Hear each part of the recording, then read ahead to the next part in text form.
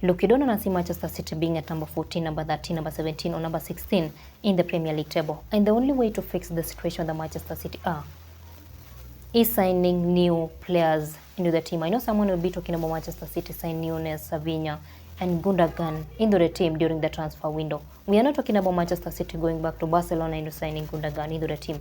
And I'm not saying Gundogan is not one of the best players. We've seen his performance at Manchester City before going to Barcelona, and right now again at Manchester City. He is one of the best players we've seen in football. I'm talking about Manchester City signing young talented players to rebuild this team again.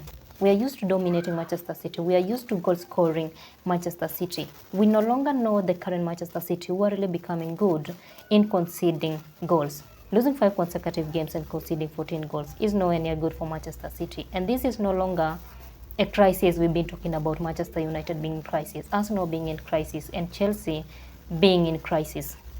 Manchester City, this might be the downfall of Manchester City for sure. And the main reason I think is now the right time for Manchester City to sign new players into the team is, if you look into Manchester City's players, most of them are around 28 or 29 years of age. They have been in football forever. And someone will be saying Cristiano Ronaldo is heading 4th floor and he is still doing well in football. We'll be talking about Cristiano Ronaldo some other time. Right now we are looking at Manchester City being in a totally serious crisis. Someone like Kai Walker is no longer the Kai Walker that played for Manchester City 2 or 3 seasons ago. Grealish, Gundogan, Bernardo Silva, they are now not performing the same way they used to perform before. I saw a certain statistic somewhere showing that Manchester City are leading with around 52% of players of age 29 and above, which means our players of Manchester City are almost 30 years old. Do you expect Manchester City to continue doing exactly what they were doing before when these players were young? And right now when these players are aging, and we are not expecting them to be doing what they used to be doing when they were young. Losing 5 consecutive games is never a problem, or Manchester City losing to Tottenham Hotspur is not a problem. It is football and anything can happen within 90 plus minutes. But Manchester City not managing to score a single goal against Spurs. We are talking about Manchester City led by Pep Guardiola losing 4-0 to Tottenham Hotspur at Etihad.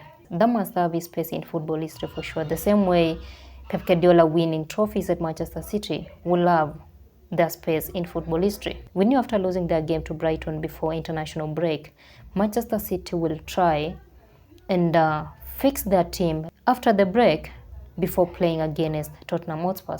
Tottenham Hotspur on the other side before the break lost their game to Ipswich. And no one was imagining Spurs will come to Etihad and take the 3 points. Coming to Etihad and being more comfortable than Manchester City. And actually there is no team who are really scared right now to play against Manchester City. And for Manchester United fans, they are really hoping Manchester Derby will be played when Manchester City are still all over the place. When Manchester City are still doing exactly what they did in their last games. Their game against Bournemouth, their game against Sporting, Brighton, and Tottenham Hotspur. Because it will never be a shock or surprise that Manchester United will be destroying Manchester City. And everyone still believing that Rodri not being available is the only problem that's affecting Manchester City. They are really lying to themselves. Rodri not being available is not the only problem that Manchester City have to fix. These other teams also sometimes they miss their key players in the team. But available rotational players have to step up and fight for the team. But for Manchester City, we've seen it is a clear opposite of that. And though they're still at number 2 in the Premier League table after losing 3 Premier League games is surprising. Or maybe this is what we call slow and sweet downfall. Because Manchester United is one of the teams we know they were in crisis. Or maybe they're still in crisis. Their game against Ipswich will answer that. What I'm trying to say is, these other teams can be in crisis, lose their games and concede goals. And as a result, they end up being at number 13 or number 15 in the Premier League table. The same way Manchester United were at number 13. For Manchester City, it is a big no. They have to fight and go through their struggles and manage to be at number 2 in the Premier League table. A number that all these other teams are not struggling. The likes of Chelsea and Spurs are fighting to be at. Manchester City's midfield is all over the place, and that was very clear in the game against Tottenham Hotspur. Maddison, Sonny, Udogie never struggled going through them. They took the advantage and scattered Manchester City's defense which is also one of the struggling defense line in the Premier League, and scored really good goals and humiliated Manchester City. What we saw in the second half was just the belief that Postecoglou instilled to his players during the break. First 10 minutes was nothing but Maddison distracting and teaching Manchester City's players some footballing. And after going free up, Spurs' confidence shifted from 32% to maybe 114%. And Manchester City players had no idea of how to stop Kulusevski, one of the players who really played a bigger role in Spurs' first goal. And actually throughout the game, Kulusevski is one of the players who really gave their best. Spurs deserved to win that game. They really fought till the very last minute. For Manchester City, they wasted a lot of chances in the first half, because during the second half, Spurs decided to be more defensive, and that became too much for Manchester City. They'll be facing Liverpool in the next Premier League game. Does anyone still remember Liverpool scoring 7 goals against Manchester United? I'm not saying Liverpool will destroy Manchester City, but if nothing will be done before that game, I mean if Pep Guardiola and the team will not figure out and get to know the main problem as to why they're so much all over the place, it will not be a shocker. It will not, and it will never be a surprise. Liverpool will win that game.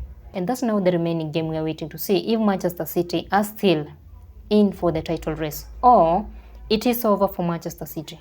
If Manchester City will lose their game to Liverpool, remember they'll be playing at Anfield. And going to Anfield when you are struggling and facing Liverpool who are really doing well, it will never be a good story for any team who are struggling. And Manchester City is among the teams who are struggling right now. Let us know what you think about Manchester City at the comment section down below. Do you think they are still in the Premier League title race, or Liverpool will be the Premier League champions this season?